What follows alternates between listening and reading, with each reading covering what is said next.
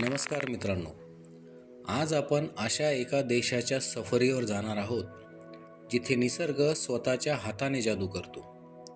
एक असा देश जो सलग 7 वर्षांपासून जगातील सर्वात आनंदी देश म्हणून ओळखला जातो. विचार करा, एका बाजूला गोठवणारी थंडी आणि दुसरीकडे जगातील सर्वोत्तम जीवनशैली, जिथे रात्रीचा सूर्य मावळत नाही आणि जिथे माणसांपेक्षा जास्त सावना आहेत.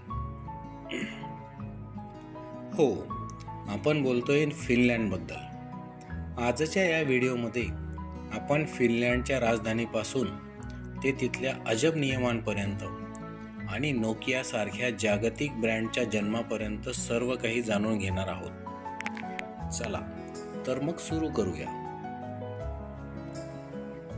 उत्तर युरोपमध्ये स्थित असलेला फिनलँड हा देश फिन्नो स्कॅन्डिनेव्हियन प्रदेशाचा भाग आहे. या देशाला लँड ऑफ 1000 लेक्स म्हटले जाते.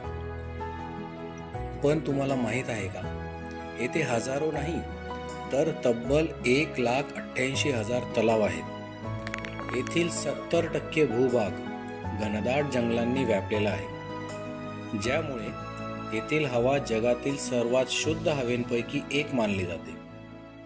फिनलँडमध्ये नळाचे पाणी इतके शुद्ध असते की ते तुम्ही थेट पिऊ शकता. फिनलँडची राजधानी आहे हेलसिंकी. या शहराला the white city of the north असेही म्हणतात. याचे कारण म्हणजे येथील ऐतिहासिक इमारतींसाठी वापरण्यात आलेला पांढरा ग्रेनाइट दगड. हेलसिंकी हे समुद्राच्या किनाऱ्यावर वसलेले असून येथे 300 पेक्षा जास्त छोटी बेटे आहेत.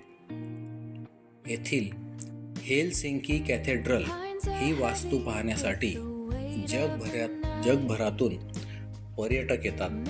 हे शहर अतिशय शांत, सुरक्षित आणि प्रगत आहे. मित्रांनो, मोबाईल फोनचा विचार केला की आजही आपल्याला नोकियाची आठवण येते. पण तुम्हाला माहीत आहे का, नोकिया हा मूळचा फिनलँडचा ब्रँड आहे. 1865 मध्ये जेव्हा ही कंपनी सुरू झाली तेव्हा ती कागद बनवण्याचे काम करायची. त्यानंतर त्यांनी रबर बूट, टायर आणि केबल्स बनवले आणि 90च्या दशकात मोबाईलच्या जगात क्रांती घडवून आणली. एकेकाळी फिनलँडच्या अर्थव्यवस्थेत नोकियाचा वाटा 4% पेक्षा जास्त होता. आज जरी आपण नोकियाचे फोन कमी वापरत असलो तरी फिनलँडची ही कंपनी आजही 5G आणि 6G नेटवर्किंग तंत्रज्ञानात जगाचे नेतृत्व करत आहे. नोकिया हे फिनलँडच्या जिद्दीचे आणि प्रगतीचे सर्वात मोठे प्रतीक आहे. फिनलँडच्या यशाचे सर्वात मोठे कारण म्हणजे त्यांची शिक्षण व्यवस्था. येथे मुलांना वयाच्या 7व्या वर्षापर्यंत शाळेत पाठवले जात नाही. आणि सर्वात मोठी गोष्ट म्हणजे येथे कोणतीही स्पर्धा किंवा रँकिंग नसते. येथे मुलांना होमवर्क दिला जात नाही आणि कोणतीही मोठी परीक्षा घेतली जात नाही. प्राथमिक शिक्षणापासून ते विद्यापीठापर्यंतचे शिक्षण पूर्णपणे मोफत आहे. फिनलँडचा विश्वास आहे की शिक्षण हे मुलांवर दडपण आणण्यासाठी नाही, तर त्यांच्यातील कल्पकता वाढवण्यासाठी असावे. येथील वाहतुकीचा एक नियम तुम्हाला चक्रावून टाकेल. फिनलँडमध्ये वाहतुकीचा दंड तुमच्या उत्पन्नावर अवलंबून असतो. जर एखादा करोडपती वेगाने गाडी चालवत असेल तर त्याला लाखो रुपयांचा दंड भरावा लागतो. तसेच येथे युरो हे चलन चालते. येथील लोकसंख्या फक्त 55 लाख आहे, जी आपल्या मुंबईच्या लोकसंख्येपेक्षाही खूप कमी आहे. निसर्गप्रेमींसाठी फिनलँड म्हणजे स्वर्ग आहे. लॅपलँड भागात वर्षातील सुमारे 200 रात्री नॉर्दर्न लाईट्स पाहायला मिळतात. आकाशात नाचणारे ते हिरवे प्रकाश पाहणे हा एक अविस्मरणीय अनुभव असतो.